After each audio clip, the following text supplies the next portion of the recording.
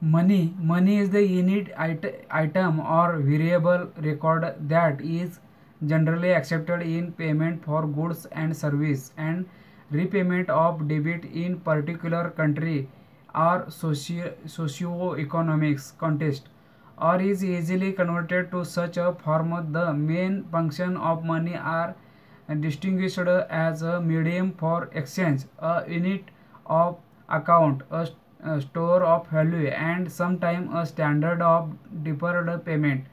Any items or variable record that fulfilling these functions can be considered as money. Money is a historical and emergent market phenomenon established a commodity money, but nearly all contemporary money systems are based on a flat money.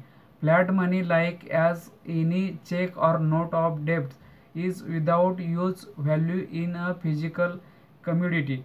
It derives its value by being declared by a government to be legal tender, that is, it must be accepted as part of payment within the boundaries of the country for all debits, public and private. Such law in a practice causes flat money to acquire the value of any of the goods and services that it may be traded to within the nation that issues it.